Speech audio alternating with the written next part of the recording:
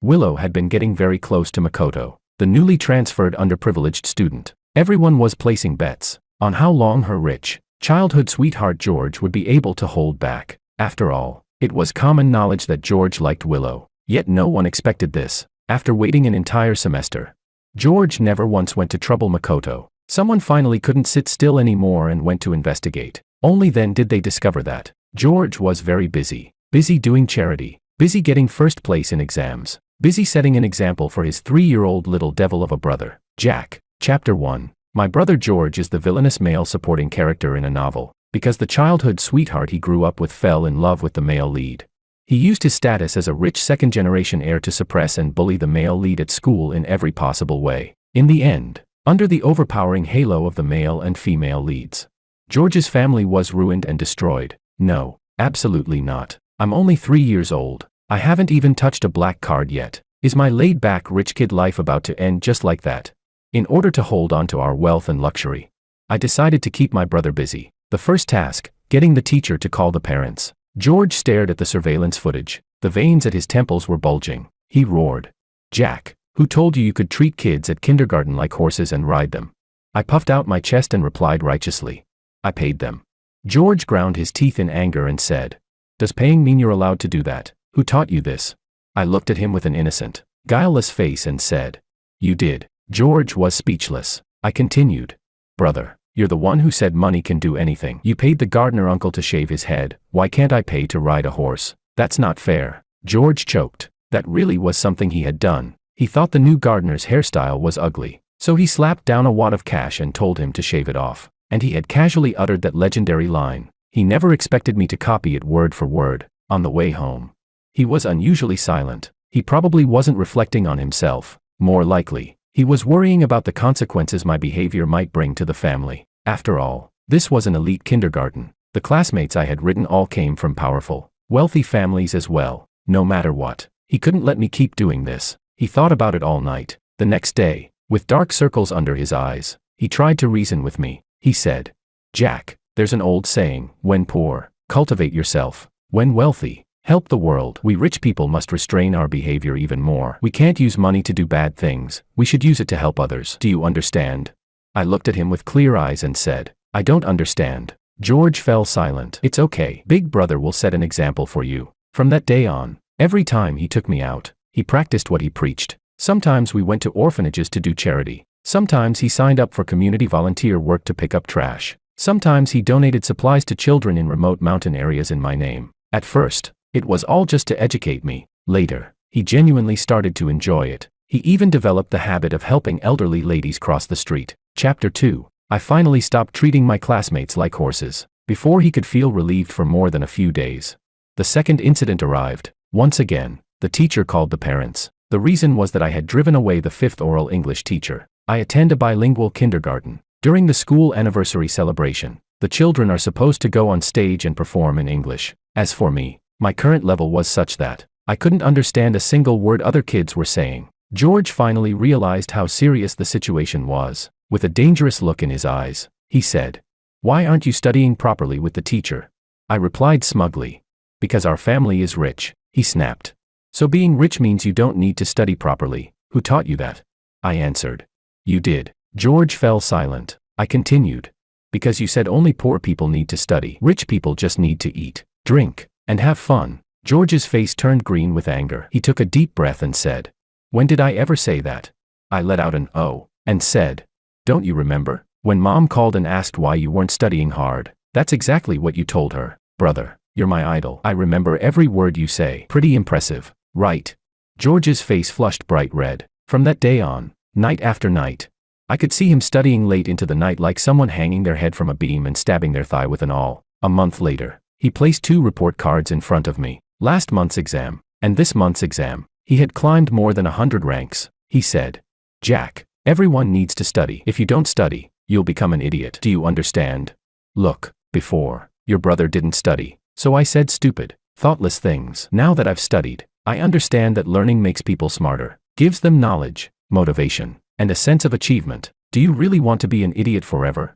Looking at the panda-like dark circles under George's eyes, I swallowed nervously. "If studying turns you into that, that's terrifying. Being an idiot seemed much better. Seeing that I wasn't moved, George said ominously, "If you don't study, you won't know how to run a company. If you can't run a company, our family will go bankrupt. Do you want to become a beggar sleeping on the streets?" I shook my head in horror. George smiled in satisfaction. Hit the snake where it hurts most. Studying really does make people smarter. Chapter 3. The third task, and the most important one. Stopping George from sending a love letter to Willow, because Willow would reject him without hesitation. Out of humiliation and anger, George would hate the male lead even more. The childhood sweethearts would completely fall out, and that would plant the seeds of disaster. But during this period, George's attention was all on me. He didn't even have time to bother the male lead. Maybe he already didn't like Willow anymore. I needed to test him properly. George said, "I'm home." He looked a little tired today. I glanced into the car. As expected, Willow wasn't there. At some point, they had stopped going to and from school together. I pounced over and hugged his leg. Excitedly spreading out a piece of paper, I said, "Brother, this is the love letter I wrote for Jessica." George's expression changed instantly. He shouted, "You're this young and you're already writing love letters." After being yelled at, I threw myself onto the floor, crying and throwing a tantrum. I screamed, "I don't care. I want Jessica to be my girlfriend." George pressed his forehead. He had attended parent-teacher meetings for me before, so he had some impression of this Jessica. She was the prettiest and most popular girl in kindergarten. But she only liked playing with her desk mate. George asked me, "What if Jessica likes someone else and doesn't like you?" I clenched my little fists, righteously indignant. "Then I'll steal her away." George laughed in anger. He asked, "Who taught you that? Don't tell me this was also me." Before he could finish, he seemed to realize something and froze. His face turned slightly pale. I called out, "Brother." He snapped back to his senses and said firmly, "This kind of behavior is wrong. And you're still a child. You're not allowed to write love letters. I'm confiscating this." He snatched my love letter and went upstairs. I pouted, very unhappy. I asked, "Then when can I write one?" He gritted his teeth and said, "When you turn 18 and become an adult." Clinging to the railing, I shouted after him, "Then you're not allowed to write one either." George paused for a moment, then responded, I won't write one either." "Oh yeah, George never lies to me. If he says he won't write one, he definitely won't." Sure enough, that night when I went into his room, I saw shredded pieces of a love letter. Had he really given up on Willow? I stumbled back to my room in a daze. The rich second-generation heir life, saved. Chapter 4. I thought the plot was finally about to change, but just a few days later, an uninvited guest arrived at our house, Anna. If nothing unexpected happened, she would be George's future arranged marriage partner. The two families had long agreed on a childhood betrothal. Her transfer to this school had been arranged by the elders, so that she and George could slowly cultivate feelings. But she had zero interest in a spoiled, playboy rich heir like George. Instead, she was attracted to the male lead, poor but unyielding. Both the childhood sweetheart and the future arranged partner liked the same men. This only added fuel to George's eventual descent into darkness, pushing him to obsessive, near-mad extremes. Readers hated him, but as his younger brother, all I felt was heartache. I tightened my grip on my backpack straps, staring warily at Anna. She had a refined, delicate kind of beauty. On her ears were a pair of snowflake earrings with an elegant sheen. She bent down and teased me. "Hi, George's little brother, what was your name again?" "TCH, the annoying second female lead. Don't even think about learning my name." I snorted and turned my head away, ignoring her. Anna looked a little surprised. She said, "You're quite like your brother." I froze mid-step. Then I heard her continue, "Both equally rude." My face twisted in anger. "You're not allowed to talk about my brother." She was about to say more, when George's voice came down from upstairs. "Jack, go watch some cartoons for a bit. The butler made you some dessert." I looked up at him and smiled brightly. "Okay." Anna pointed at herself, tilted her head, and asked, "What about me? What about me?" George glanced at her coldly and said, "Come to my room." Anna looked as if she'd been struck by lightning. Her cheeks flushed red as she stood there in a daze. I heard her murmur softly, "Isn't this a bit inappropriate? Isn't this moving way too fast?" I rolled my eyes. Chapter 5. After the butler set up my cartoons and dessert, he left. When I heard his footsteps fade away, I immediately tiptoed upstairs. I pressed myself against George's door, ears perked up, eavesdropping. Fragmented voices drifted out from inside. Anna snorted coldly. "Let's get straight to the point. As long as you're willing to tell Uncle and Auntie to cancel the engagement, I'll owe you a favor." George let out a cold laugh. "Why don't you tell your parents yourself?" Anna replied irritably. "If my parents would agree, I wouldn't have had to transfer schools. George fell silent for a moment. Then he said in a low voice, "Fine, as long as you help me with something, I'll be the one to bring it up. I guarantee you'll be satisfied with the outcome." Anna asked. "What kind of help?" George replied. "Pretend to be my girlfriend." Anna sounded surprised. She said, "Don't tell me you want me to help you test your childhood sweetheart." George didn't answer. Instead, he asked, "You unwilling?" Anna chuckled softly. "Then it's a deal. I'll help set you two up." Bang. My head slammed into the door. Tears instantly welled up. I whimpered. "That hurts." George opened the door, clearly startled, speechless. He said, "Jack, why are you here?" I burst into genuine sobs. This is bad. He really did stop sending love letters, but now the situation is even worse. George hasn't let go of Willow at all. My rich second-generation heir life is still hanging by a thread. George grabbed me and lifted me up. The two of us locked eyes, both looking strangely conflicted. Seeing the helpless, bitter smile on his face, I made up my mind, no matter what, I was going to change his fate. Chapter 6. George started going to and from school with Anna. Little by little, she began coming to our house more and more often. The two of them got along better and better. And it really did seem like they'd become genuine friends. When George took me out to have fun, he would bring her along too. We ordered afternoon tea at a cafe. George went to the shop across the street to buy me some ice cream. Anna rested her chin on one hand, staring dreamily at his back like a love-struck fool. I stared at her suspiciously. Anna snapped out of it, snorted lightly, and said, "Oh, George's little brother, what is it?" I pushed the pudding on the table toward her. Anna's eyes sparkled. "For me?" I nodded. I said, "Big sister, can you tell me about my brother at school?" I thought to myself, it would be best if she told me more about Willow and the male lead. Know the enemy and know yourself, and you'll never lose a battle. I cracked my knuckles in anticipation, but instead, I saw her ears slowly turn red. She said, Your brother, he studies really hard." I was full of question marks. She continued, "And he's very willing to help others. Once, he saw a lost elderly lady by the roadside and even had the driver take her home. We almost ended up late." My face was now covered in question marks. Anna's eyes shimmered as she went on. "And he's really, really gentle." My head filled with even more question marks. Second female lead. "It's only been half a month. Have you been possessed by a ghost?" And this is not what I wanted to hear. Wait. A flash of inspiration struck. I interrupted her and asked, "Then has my brother been dating any girls?" Anna seemed to think of something. Her smile faded slightly. She frowned and said, "You're so young, why are you asking about things like that?" I let out a cheeky laugh. I said, "Because my brother told me that underage dating is bad, so I have to supervise him too and make sure he doesn't date early." Sister Anna, don't you think I'm right? Anna froze for a moment, then her eyes lit up instantly. She said, "That's right. Underage dating is wrong. You need to supervise him." Big hand and small hand slapped together happily. A temporary alliance, officially formed. Chapter 7. At last, it was time for George and Anna's first date. More precisely, Anna had found out that the male lead had invited Willow to the amusement park. They deliberately came to sabotage it. Oh no, to accidentally run into them. After everyone met up, it turned into a four-person outing. Willow glanced behind them, a hint of disgust in her eyes. She said, "Why did you bring him along too?" George turned around. His pupils shrank violently. He exclaimed in shock, "Jack. Heh. This was a rare chance to keep an eye on them. Definitely not because I wanted to play. Yo, kid, you sneak out on your own."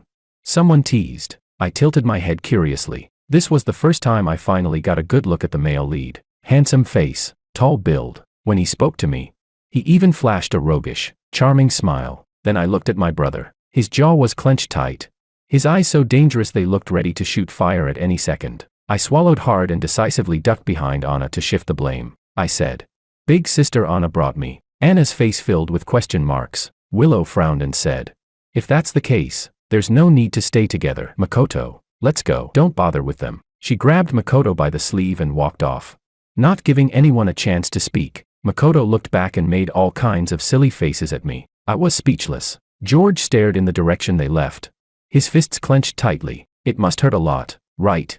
I gently tugged on his sleeve. I said, "I'm sorry, brother. Hit me if you want. I shouldn't have asked big sister to bring me." Anna also looked embarrassed and spoke up, sounding wronged. "I'm sorry, brother. Hit me if you want. I shouldn't have softened and brought him." I was speechless. She stole my line and subtly threw shade at me. "Just you wait." George let out a sigh and smiled helplessly. It really has been a long time since I last brought you to the amusement park. Let's have fun today, I cheered. Yay. Chapter 8. After playing a few kids' rides, we passed by a souvenir shop. I got stuck staring at the toys inside and couldn't move on. George was clearly used to this. He ignored me and was about to walk past. But the next second, Anna took my hand and pulled me inside. George had no choice but to follow. When we reached the mask section, I stopped. Anna instantly understood and immediately took down my favorite clown mask and put it on me. I pointed at the extra-large version of the same mask next to it. I said, "Brother, you should wear one too." George was speechless. He said flatly, "No, I refuse." I pouted, and tears immediately welled up in my eyes. George rubbed his forehead helplessly and said, Fine, I'll wear it." "Okay." He somewhat roughly grabbed one and put it on himself. I turned my head and said, "And Sister Anna too." George glared at me. "Jack, that's enough." Anna watched us bicker, the smile on her lips never fading. She said, "All right, I'll wear one too." Now I was satisfied. I said, "A family should match neatly from head to toe." The two of them looked at each other, then quickly looked away. George looked disgusted. Anna looked shy. While checking out, people behind us were quietly whispering. Someone said, "This family is so good-looking. The parents look like celebrities. They're so young, probably older brother and sister. Hee hee, they look like a young couple. Such a perfect match, so pleasing to the eye." I glanced at Anna. "Oh wow, this is bad." Her whole face instantly turned red. George said, "Let's go." He grabbed my hand and pulled me away. At the escape room entrance, we ran into Willow and Makoto again. Willow noticed the masks on George and Anna, her gaze turning even colder. Makoto took the initiative to invite us. He said, "We're going to play an escape room. Want to join us?" George didn't say anything. I knew he wanted to go, but he was worried about taking care of me. So I ran up to the front desk staff on my own. I said, "Brother, you and sister go play. I'll wait here nicely." "Okay." George bought me an ice cream. He said, "Don't run around." I nodded obediently and glanced at Anna again. I whispered to him, "Protect Sister Anna well." "Okay, don't lose her." George smiled. "Roger that, Commander." Chapter 9. After coming out, George seemed distracted. He said he'd been messed with by the NPCs, but I saw the worry and restlessness hidden in Anna's expression. It didn't seem that simple. On the way back, no one spoke. The atmosphere was heavy and stifling. That night, George's eyes were red. He didn't eat dinner and went straight to his room to sleep. It was because of Willow, wasn't it? I clenched my little fists. Next time she comes to my house, I'll definitely make her regret it. Anna also stopped coming over much. I overheard George say to her, "The deal is over. Don't worry. I'll step in and propose canceling the engagement." They seemed to have had a fight. When Anna left, she looked devastated. Her eyes were even redder than George's. After that day, George went back to going to and from school alone. His emotions were steady. Everything seemed normal, but I always felt that he had become lonelier. I didn't know what to do. Maybe it would be better if Mom and Dad were around. So I whined and begged them over the phone to come back. A few days later, they returned. They brought me a huge pile of gifts. Toy cars, robots, game consoles. I was happy for a while. Then it hit me. I hadn't gotten anything for my brother. I looked at George. He had no particular expression. Or rather, he was used to it. It had always been like this throughout my entire infancy. I just hadn't noticed until now. The Ultraman figure in my hand fell to the floor. My eyes instantly filled with tears, as if I had connected with George's inner world. Suddenly, I felt overwhelmingly sad. Chapter 10. As far as I can remember, Mom and Dad were always busy. They only came home a few times a year, but the housekeeper said things got much better after I was born. Their business was overseas. Before that, there were years when they didn't even meet once. They missed George's entire childhood. So when brother saw this scene now, it must have been painful for him, right? That night, I called them into my room. Hands on my hips, I demanded, "Why didn't Mom and Dad buy a gift for brother?" They looked at each other. Dad scratched his head and said, "We transferred a lot of money to your brother. He can buy whatever he likes himself." Mom nodded too. After he grew up, he stopped being close to us. Sometimes when we want to buy him things, he just says no. We don't even know what he likes anymore, because what he needs is your company, and you can't give him that. Of course he says no. I was very angry. I said, "Even if brother grows up, he's still your child." Mom looked a little surprised. She asked, "Why are you suddenly unhappy?" I lowered my head and said gloomily, "Because you only bought gifts for me and not for brother, so I'm unhappy." I said, "We're both Mom and Dad's children. How can you only buy gifts for one child? The child who doesn't get a gift will feel sad. If brother is sad, I'll be sad too." Even if I get gifts, I won't be happy. Mom and Dad, favoritism is wrong. They froze. After a long while, Dad gently patted my head. He said, "Then Jack, tell Mom and Dad what your brother likes. Tomorrow we'll go to the mall together and buy him a gift." "Okay." I suddenly looked up. "Really?" Mom smiled too. She said, "But you can't tell your brother. It's a surprise." I shouted happily. "Yay. We'll secretly go to the mall. I won't tell brother."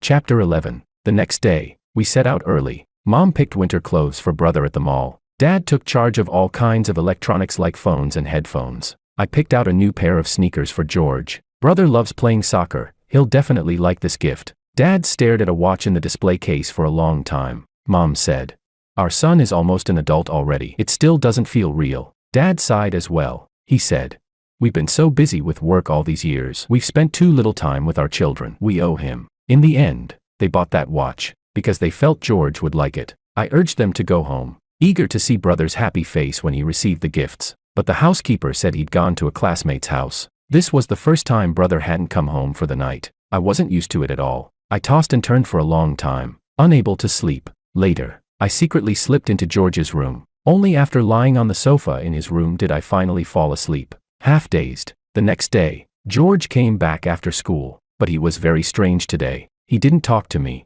He didn't even look at me and went straight back to his room. Was he in a bad mood again because of Willow? I ran to his door and knocked. "Brother, do you want some fruit?" "Brother, play with me for a bit." "Brother, I learned a magic trick from my desk mate. Do you want to see it?" George's impatient voice came from inside. "Jack, if you've got nothing to do, can you stop bothering me?" I felt a little wronged. Tears fell uncontrollably. One by one, I sobbed. "Brother, did I do something wrong that made you hate me?" He suddenly pulled the door open. His emotions finally exploded. He said word by word, "Yes, you're right. I do hate you. And don't call me brother anymore. Do you know that you're not my little brother at all?" The air instantly went silent. Then he changed his tone. "That night, I heard it. You and Mom and Dad went to the mall and didn't want to tell me. You're the real family. Then why come looking for me? Anyway, you never treated me as your brother."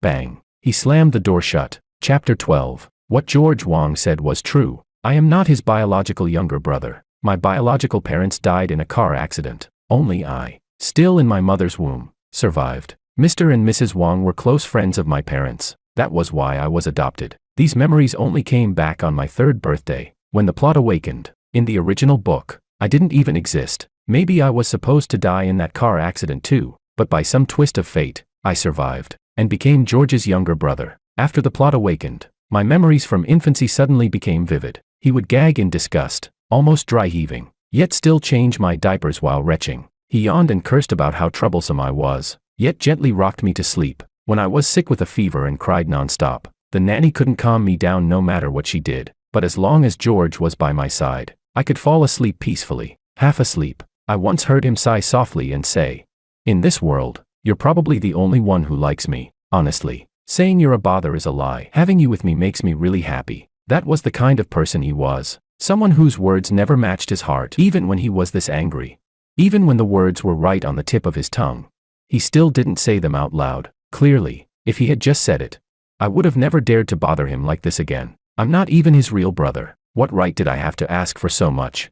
But he didn't say it. The truth took a detour and turned into a sentence spoken out of spite. Or rather, in his heart, I was his real younger brother. That was why secretly going to the mall with Mom and Dad made him so furious. How could a George like this possibly be the vicious male supporting character from the book?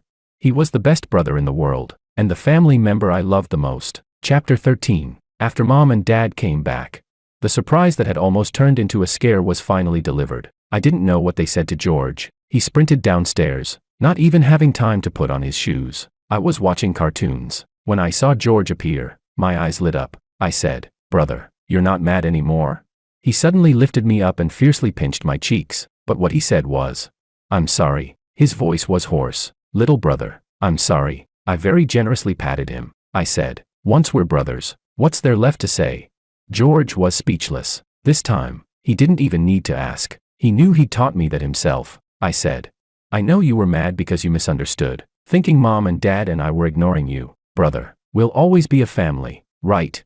George nodded. He said, "Yeah, we're a family. You'll always be my little brother." I grinned. Seizing the chance, I made a request. "Then can you watch cartoons with me?"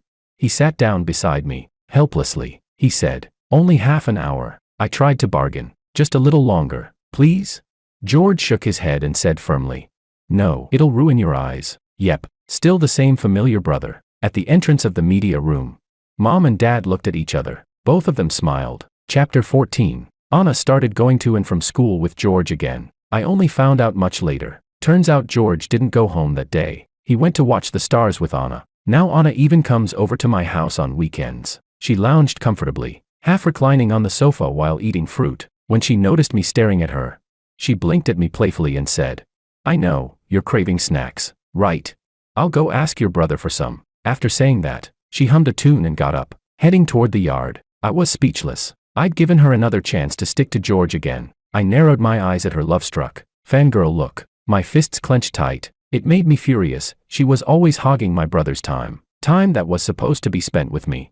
Forget it. My brother had been in a really good mood lately, and honestly, it was thanks to her. The day George completely lets go of Willow will be the day my temporary alliance with Anna officially falls apart. Speak of the devil. Willow showed up at my house, something that almost never happened. When she saw me, she instinctively frowned. She asked, Where's your brother?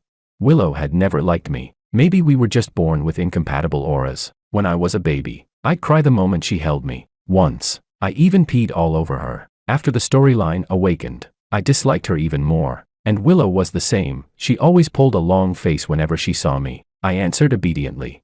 My brother's in the yard. She looked at me strangely, as if she couldn't understand why I was being so well-behaved today. She shot me a sidelong glance, said nothing more, and turned toward the yard. I secretly followed her. A moment later, she stopped. Following her line of sight, I saw Anna, puffed up with anger, was chasing George with a garden hose. George was soaked through, running and laughing as he begged for mercy, promising he wouldn't dare do it again. It was obvious they were having a great time. The smiles on their faces were pure, without a trace of pretense. Sunlight fell on them, dazzlingly bright. To Willow, that scene must have been blinding. It was a smile George had never shown when he was with her. Willow was aloof by nature, picky, always finding fault at the slightest dissatisfaction, let alone joking around. Just sitting beside her made people unconsciously tense and anxious. Someone like her only made an exception for the legendary warm, gentle male lead. George was clearly better suited to someone on the same wavelength. Willow stood frozen in place. A flash of panic crossed her eyes, so fast it was almost impossible to catch.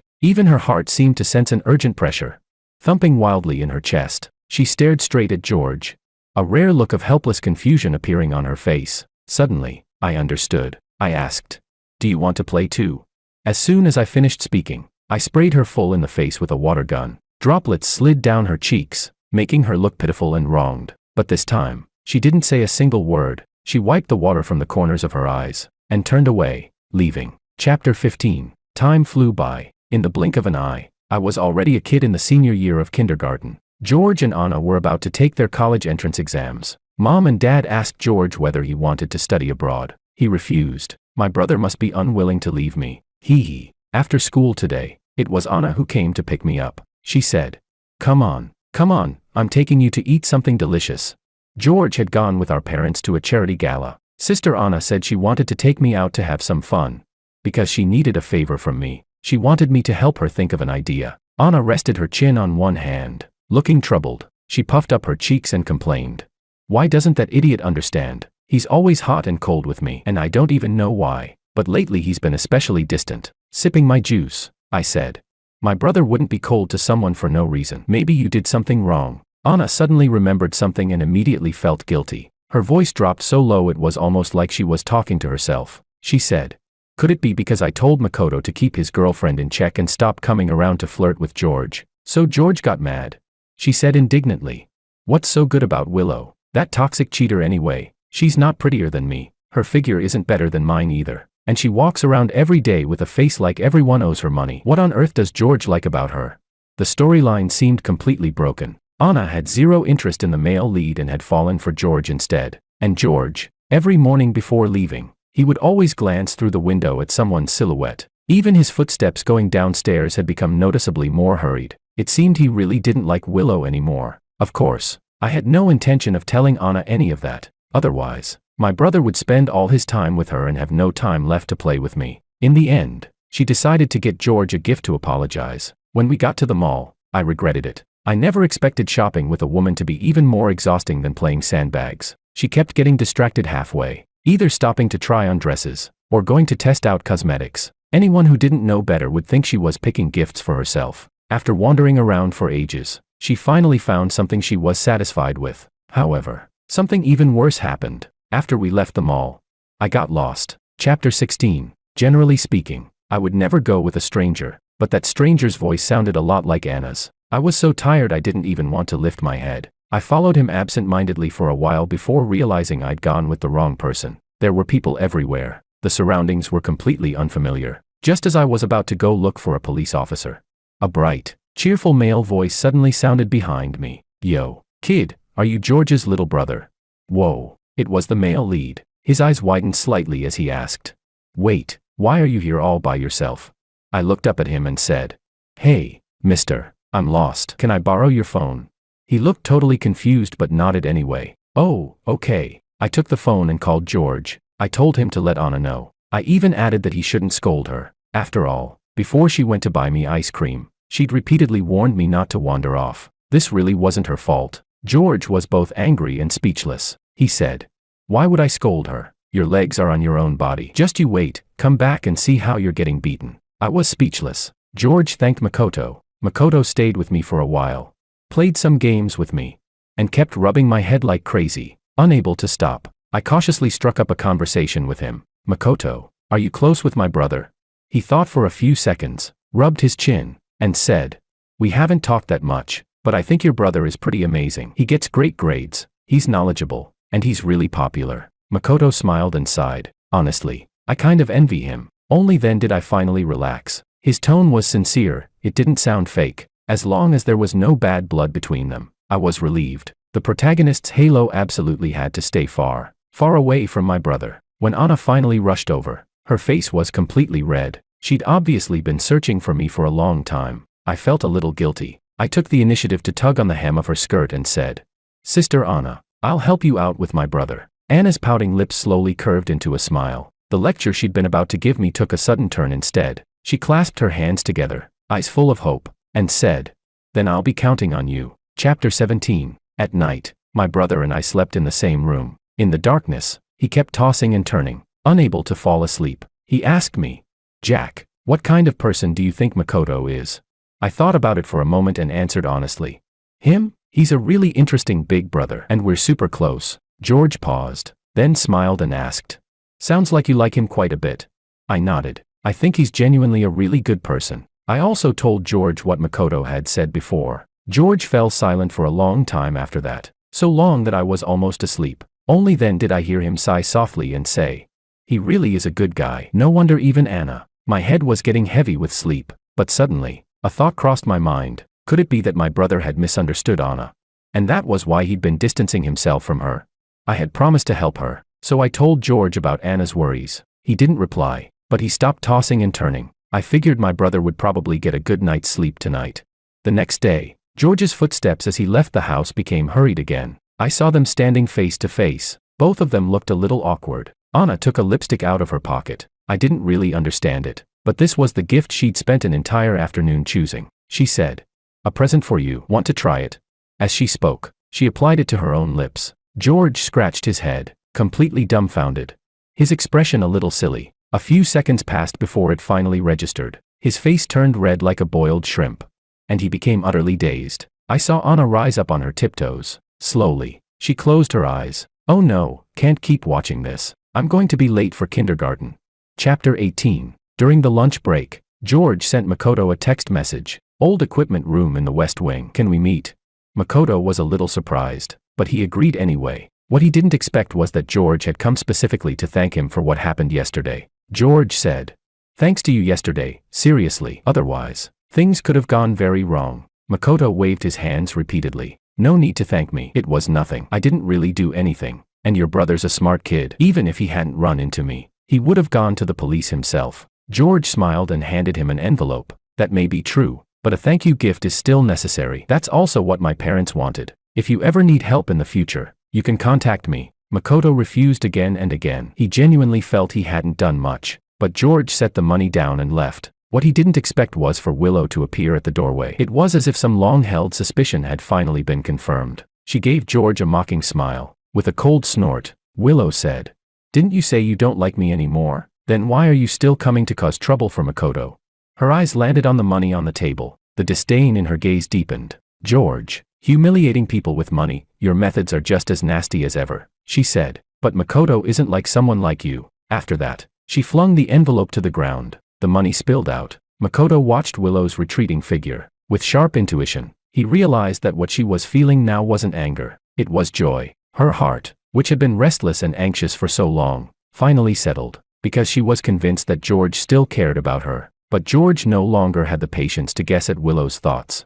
Nor did he care about her emotions. He only let out a cold laugh and said, "Willow, we grew up together. I thought that even if you didn't like me, you wouldn't think of me as someone this despicable. I wouldn't do something like that, and I certainly wouldn't do it for you. From now on, we're no longer friends." After George left, Willow stood frozen in place. Makoto bent down, picked up the envelope from the ground, and brushed off every bit of dust on it. With a roguish grin, he said, "Willow Lu, Miss Lu, you might not know this, but you really misjudged me. I'm just a vulgar guy, greedy and lustful, and of course, what I love most is money." There was no response. He chuckled again. "You misjudged me because what you liked was only the version of me you imagined. You said I'm different from someone like George. He has money, status, and family. That part's true. I'm nothing like him. I have nothing at all. So when you took the initiative to get close to me, it felt unreal, like a dream to me. Wasn't that a chance to turn my life around? So I wanted to seize it. I even once treated George as an imaginary rival, but I quickly realized that the one you liked wasn't me at all. You were just repeatedly testing George, trying to control him.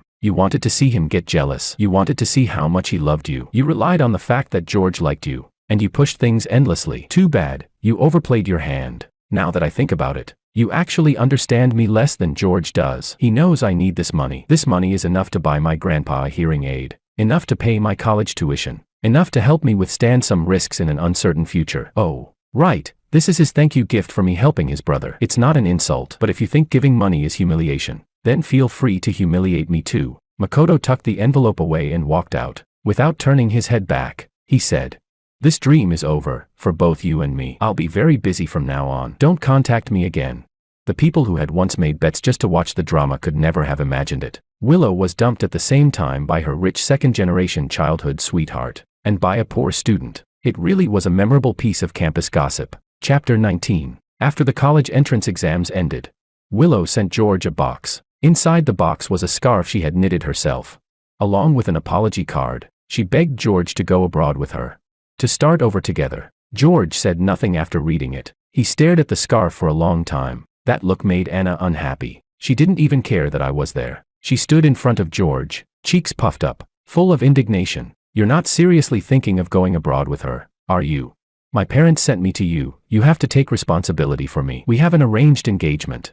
George rolled his eyes at her. "Weren't you the one who kept wanting me to cancel it?" Anna shook her head like a rattle drum, clinging tightly to his arm. "I don't want to cancel it. A marriage arranged by our parents and matchmakers, of course it can't be cancelled." George was speechless. He patted her gently and coaxed her in a low voice. "What are you talking about? I never planned to go abroad with her. I was just thinking about whether to throw this scarf away or return it to her." Color finally returned to Anna's face. "Really?" George shrugged, his tone indulgent. "After all, I already have a fiancé. I can't be accepting things from other women." Once Anna reacted. She was so excited she could barely contain herself. She pulled out her phone, but failed to unlock it several times in a row. Stammering, she said, Quick, hurry up and make it official." And just like that, the temporary alliance was completely shattered. I stormed off in fury. I'm not playing with those two anymore. Chapter 20. On the day of George's coming-of-age ceremony, he invited many classmates from school. Makoto was there too. I quite liked him, so I took the initiative to go say hello. When Makoto saw me, his eyes lit up just like before. "Jack, long time no see. Don't run off." "Ah." My head once again failed to escape his evil hands. The music started. George was going to dance the first dance with Anna. When Anna came down the spiral staircase, I was almost stunned by how beautiful she looked. She looked like a princess who had stepped straight out of a fairy tale. She had lip gloss on, her lips were shiny and bright. Don't tell me she'd once again used the excuse of buying a gift for someone else to shop for herself. George held Anna's hand like a gentleman. They looked at each other and smiled. Makoto sighed. They actually look pretty well matched. Right, right. See, my taste is impeccable. Without me, this whole family would have fallen apart. I couldn't help but grin. This is great. My laid-back rich kid life is finally secured.